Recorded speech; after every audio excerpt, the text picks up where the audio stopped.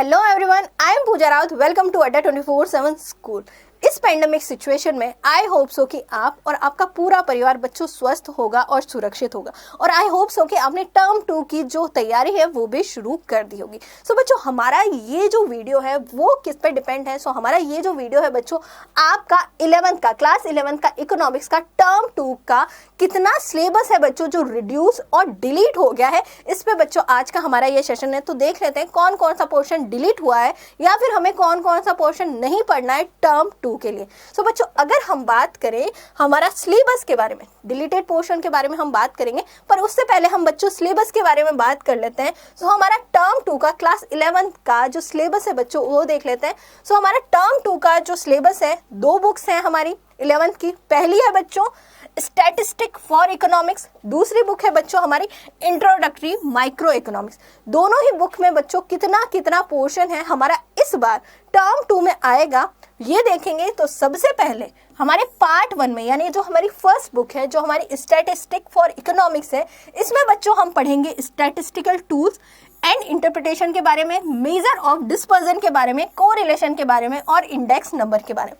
और बच्चों ये सारे जो स्टैटिस्टिकल टूल्स और यहाँ पे इंटरप्रिटेशन है, ये कितना वेटेज रखते हैं? ये 17 मार्क्स का वेटेज रखते हैं पूरे हमारे मार्क्स में से, टोटल मार्क्स में से ये 70 मार्क्स का वेटेज रखते हैं। वहीं बच्चों अगर हम सेकेंड पार्ट की बात करें, जो हमारा सेकेंड बुक है जो हमारी इंट्रोडक्टरी माइक्रो इकोनॉमी है बच्चों, तो उसमें हमारे जो टॉपिक्स हैं प्रोड्यूसर, बिहेवियर एंड सप्लाई जो है बच्चों, ये 13 मार्क्स का है।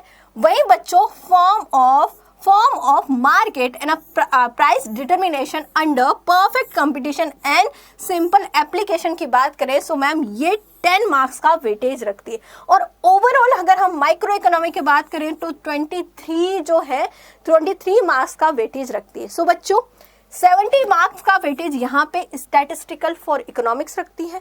वहीं बच्चों अगर हम माइक्रो इकोनॉमी की बात करें तो 23 जो मार्क्स का वेटेज रखती है बच्चों, वो कौन रखती है? माइक्रो इकोनॉमी रखती है। दोनों का टोटल हो गया बच्चों हमारे 40 मार्क्स का हमारा टर्म 2 का पेपर आएगा, जैसे हमारी टर्म 1 का भी 40 मार्क्स का आया। और रिमेनिंग जो 10 मार्क्स है बच्चों, वो आपको कैसे मिलेंगे? आपके प्रोजेक्ट जब आप करोगे तो आपको यहाँ पे आपको नंबर दिए जाएंगे। अब बच्चों सीबीएसई के अकॉर्डिंग ये वाला जो पेपर है आपका टर्म 2 का, ये 2 आवर्स का होगा। और बच्चों इसमें आपका जो पेपर होगा वो सब्जेक्टिव क्वेश्चन पेपर होगा। पर बच्चों अगर केसेस इंक्रीज हुए, अगर ओमिक्रॉन के केसेस इंक्रीज हुए, सो बच्चों यहाँ पे आपका यहाँ पे जो पेपर है बच्चों वो एमसीक्यूज या ऑप्शन के बेसिस पे भी हो सकता है। इसके अलावा पेपर पोस्टपोन भी हो सकता है। सो बच्चों अब यहाँ पे हमने सिलेबस के बारे में डिस्कशन कर लिया। अब हम डिस्कशन कर लेते हैं बच्चों डिलीटेड पोर्शन कौन कौन सा है। यहाँ पे जो हमारी दोनों बुक्स हैं, दोनों पार्ट्स हैं, उसमें कितना कितना डिलीटेड पोर्शन है।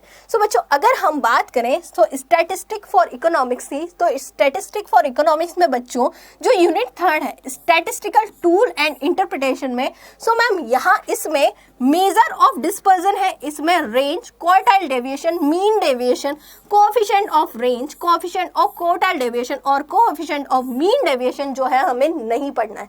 ये सारा डिलीटेड पोर्शन है।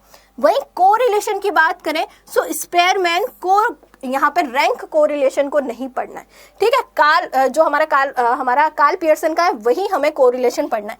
इंडेक्स नंबर की बात करें, इंडेक्स ऑफ इंडस्ट्रियल प्रोडक्शन भी है बच्चों, इसको भी हमें नहीं पढ़ना है। सो बच्चों यहाँ पे ये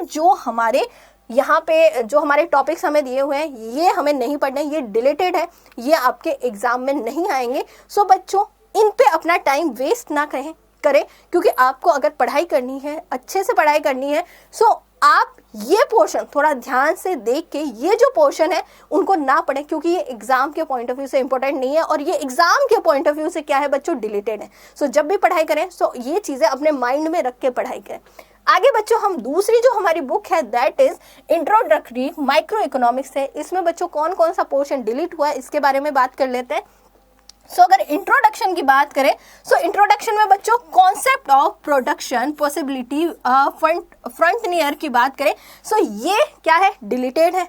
वही मैम यूनिट 6 में प्रोड्यूसर बिहेवियर एंड सप्लाई में ma'am producer equilibrium, meaning and it's condition in term of managerial revenue and marginal revenue और मार्जिनल कॉस्ट जो है मैम हमें नहीं पढ़ना है, ये भी डिलीटेड है।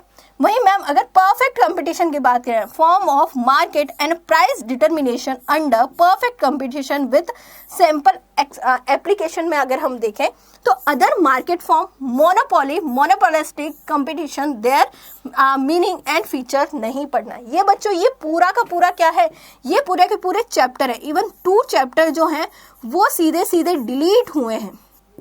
2 चैप्टर्स जो हैं, मोनोपोली का एक चैप्टर था जो आपके प्रीवियसली जो बच्चों जो आपका सिलेबस था उसमें पूरा एक चैप्टर था मोनोपोली का, और नॉन कॉम्पिटिटिव जो मार्केट था बच्चों उसमें मोनोपोलिस्टिक और बच्चों ओलिगोपोली भी था। ठीक है, पूरे चैप्टर आपके क्या हुए हैं बच्चों, डिलीट हुए। इसको भी आपको नहीं पढ़ना है, सिर्फ क्या पढ़ना है हमें, परफेक्ट कंपटीशन पढ़ना है, नॉन परफेक्ट कंपटीशन के बारे में नहीं पढ़ना है।